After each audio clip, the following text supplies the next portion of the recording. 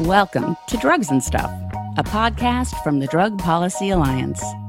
And now your hosts, Tommy McDonald and Derek Rosenfeld. Hey everybody, welcome into Drugs and Stuff. This is the place where smart people talk about drugs. I'm your host, Tommy McDonald, and I'm here with my tag team partner, as always, Derek Rosenfeld. Say hi to the people, Derek. Hey everybody. Well, listen, we have a special treat today, and we're excited to introduce to you all our new boss, DPA's new executive director, Maria McFarland Sánchez-Moreno. Good afternoon, Maria. Welcome.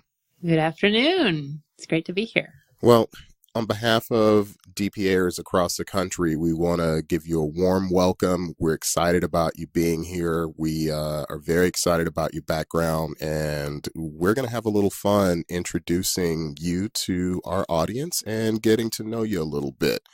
So you started at the beginning of September, and you haven't run off yet. That's a good thing, right? You won't see me running away. I'm totally into this. I love this organization, and I'm so thrilled to be part of this movement. I can't wait to meet everybody at Reform and to really sink my teeth into it. Well, we're going to get into Reform certainly later on in the program, but tell us a little bit about you. Let's get a little bit of your background. We know you came to us after nearly 13 years in Human Rights Watch, where you were the co-director of the U.S. program. Let's go back even a little farther and talk about what brought you to, the drug policy reform sphere to begin with. Yeah, well, I grew up in Peru in the 80s and early 90s when Peru was the country that was the largest producer of coca in the world. So talk about the war on drugs was always in the background, not because I saw it all around me, but simply because you would hear about U.S. pressing Peru to do more to stop the supply. And my family there didn't really believe in the war on drugs. It didn't really make sense to folks there. I had a number of relatives who were in the public health sphere, but also people who themselves had issues with alcohol.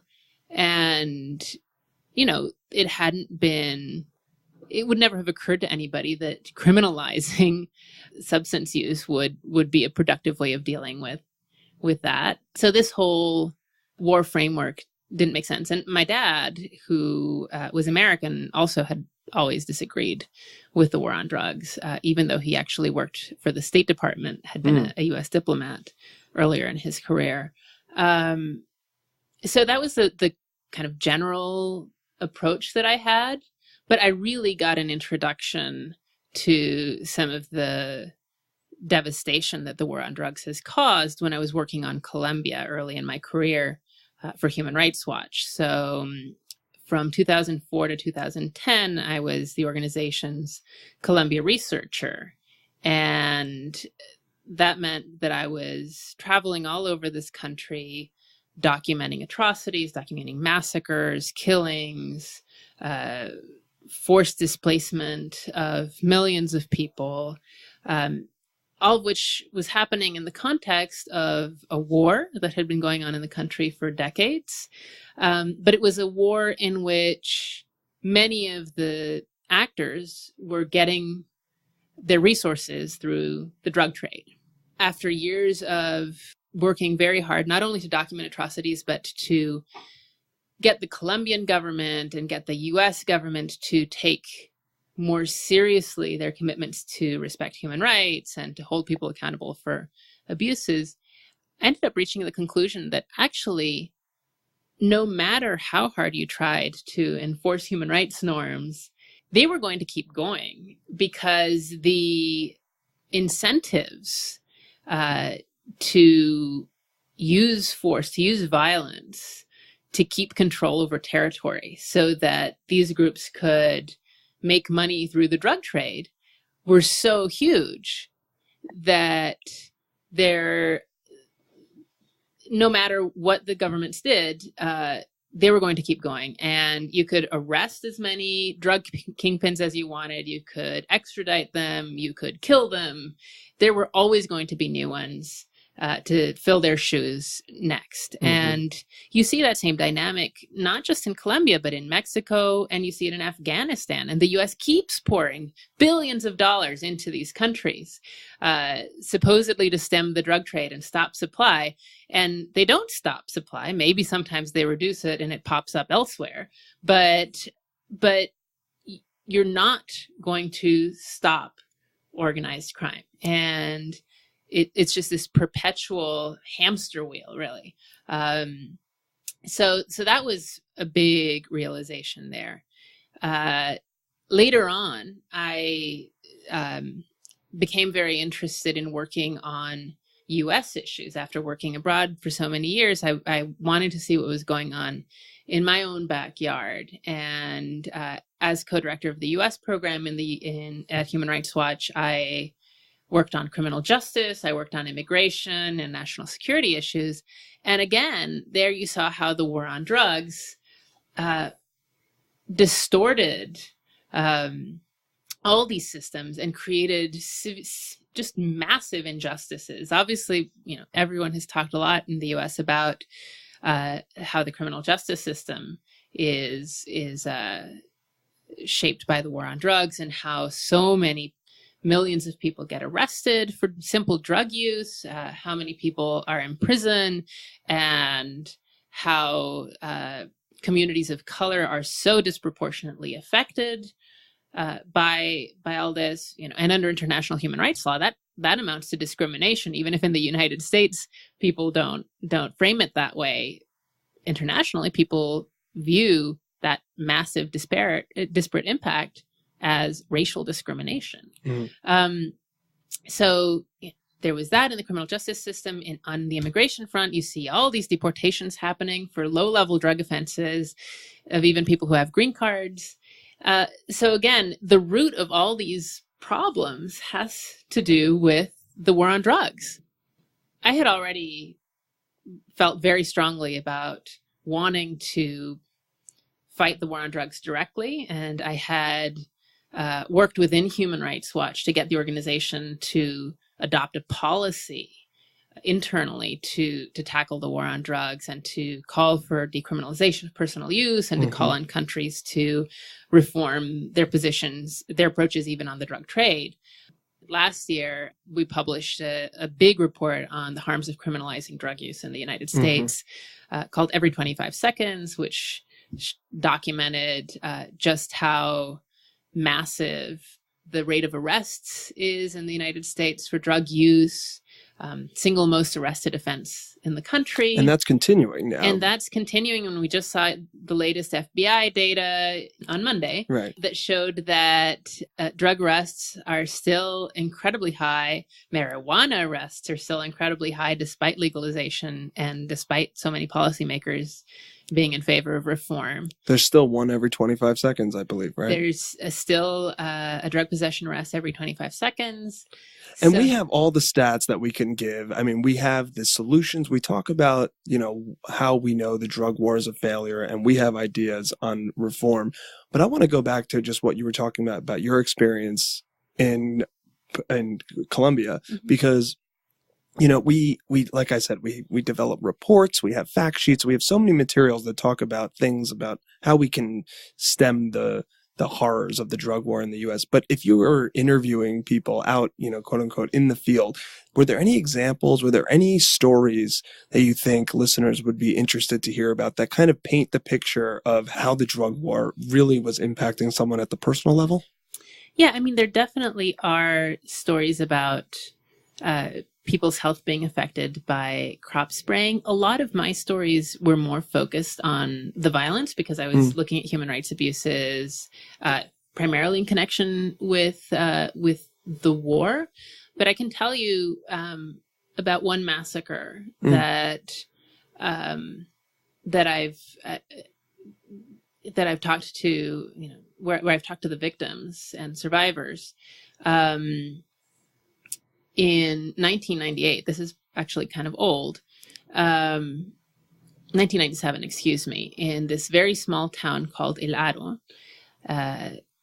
There's 300 people in the town.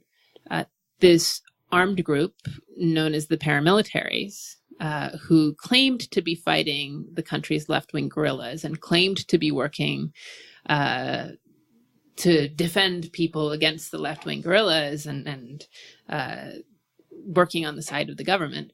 Paramilitaries showed up in the town, forced all the members of the town into the church, killed a number of men right away, pulled the shopkeeper of the town out, tortured him.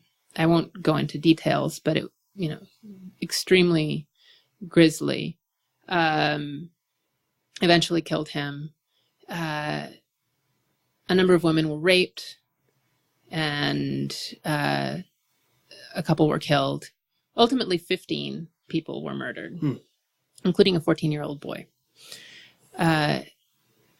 The rest of the town was fled. They ran away. The paramilitaries burned down the town. In the process, they stole about 2,000 head of cattle, who were driven to to land belonging to one of the paramilitary leaders. And the paramilitaries came out and said, well, this was all because there were guerrillas in the area and we are trying to take over the territory. Sometime later, one of the paramilitary leaders explained his actual reason. And this was much later in a process of truth-telling after they had been supposedly demobilized. And he explained that actually the reason they wanted to be in the area was because it was a major corridor for moving drugs. And a lot of the war in Colombia, a lot of the fighting that was supposedly happening for ideological reasons or for self-defense reasons, and where the government itself was in some cases, or sectors of the military were in some cases working closely with the paramilitaries, all of that was in some cases, or to a significant extent, a cover or closely tied with other motivations, which were really about profits from drugs.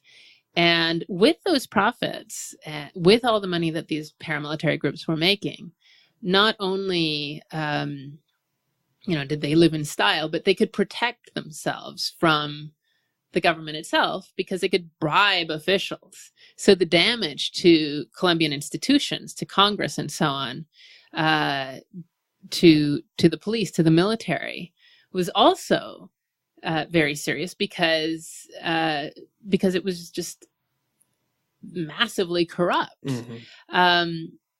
And again, if you didn't have this enormous illicit market that is created by prohibition, those resources might not exist, right?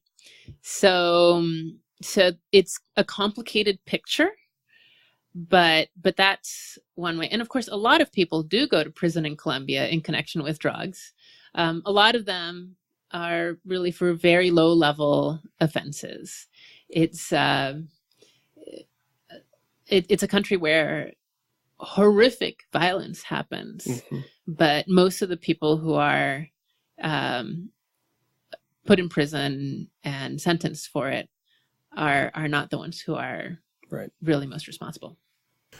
Maria, let's turn back to U.S. drug policy a little bit. I'd love to get your take on the current state of events in this era of Trump. Let's just say there's no shortage of issues that drug policy reformers are following very closely.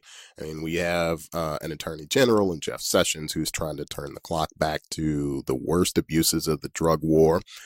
Just recently, we had a DEA chief who said, "Peace, later, I'm out of here." especially with Sessions wanting to reignite the war on marijuana as marijuana legalization emerges. I mean, there are a myriad of issues to pay attention to if you're a drug policy reformer. I know you just got here and probably haven't unpacked all of the boxes yet, but, what are some of the key areas in U.S. policy that you're focusing on these days? Yeah, well, absolutely. This push by Sessions and Trump to double down on the war on drugs has to be a major focus. And I think DPA is perfectly positioned to counter their narrative about how the answer to overdose or the answer to maybe an increase in heroin use is more criminalization, locking more people up, putting more people in prison, or deporting more people.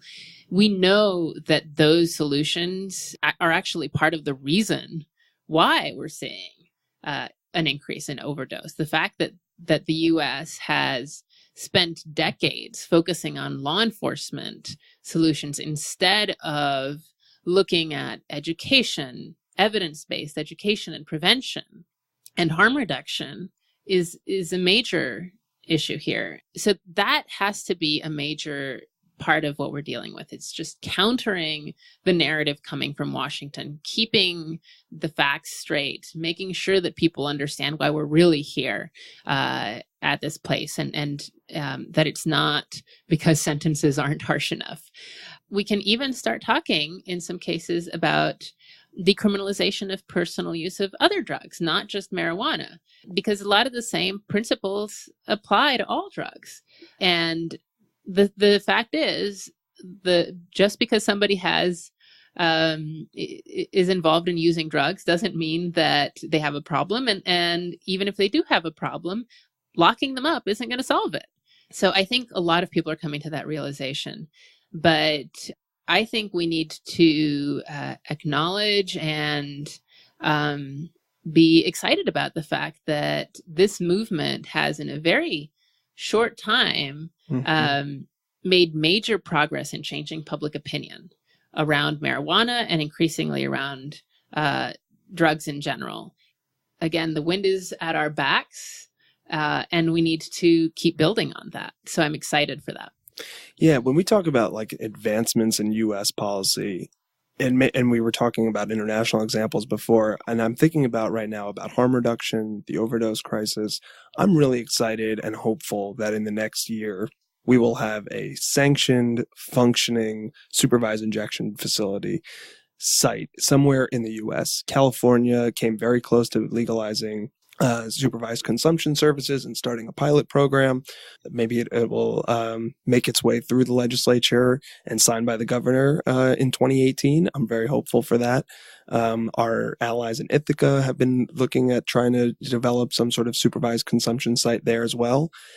But let's talk about why that is such a difficult thing for U.S. politicians to get on board with, given how much evidence and successful examples there are across the world. There are about a dozen countries that have supervised consumption services. I think 100 cities have these sites, and no one has ever died of an overdose in any of these sites. Is it the stigma about drug use? What is your opinion about why we're still having such a hard time? Because in the midst of this crisis, there's talk about more penalties from the GOP, from Donald Trump, and building a wall, and they're just buried their heads in the sand when it comes to international examples. What do you think it's going to take to really push us over the edge and get us to where we want to be? Yeah, I think politicians are naturally cautious about issues where they're not sure if the public is already with them. Mm-hmm. And supervised consumption sites feel like a very forward-thinking solution. And if it hasn't already been put in place in one part of the country, then people are timid about it. Mm-hmm. But I think that a lot of it is about helping the broader public understand what's going on there. And I think it's hard for people to accept that in some cases you need to mitigate harm as opposed to coming up with a solution for the whole thing that will stop the harm altogether. Yeah. right? Stop the harm. I see what you did there. That was a campaign name for our coalition from last year around the UNGAS meeting. You know, Right. that's to talk about getting in the weeds. When the UN met last year and they started a whole conversation about the global drug problem, as they called it. That was our campaign. But I didn't mean to cut you off. I guess I'm using it a little differently in the sense that I think a lot of people get hung up on the idea that you shouldn't condone or facilitate addiction or drug use. Right. And they feel that some of these harm reduction measures do that. And to some extent, the onus is on us to make the case that there are things that you can do that are around prevention and education that we need to do to prevent problematic drug use. But once somebody is using drugs and wants to use drugs, you have limited choices, right? And if they're doing that and it's problematic, then you're better off mitigating the harm than locking them up. And it's that simple. But again, those are painful choices for people to grapple with. And I think we need to speak about it in a way that's sensitive and just walks people through it. We're talking with new DPA Executive Director Maria McFarland Sánchez-Moreno. We want to thank you for joining us. Maria, folks at DPA are turning a lot of our focus to an upcoming event that it should be a great time to have conversations like this and others. We're talking about the International Drug Policy Reform Conference in Atlanta that's going to be from October 11th to the 14th. How are you feeling about the conference coming up? Are you excited about getting up and close and personal with folks in the drug policy reform movement, from the grassroots to the grass tops to all the spheres of drug policy reform? I am so excited about the conference for so many reasons. One, because I want to meet everybody.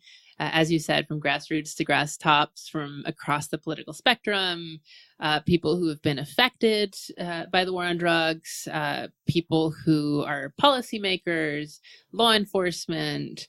I mean, there are so many different types of people who attend this conference. And I've attended before and I loved it. And it's just so exciting to be there in this role now.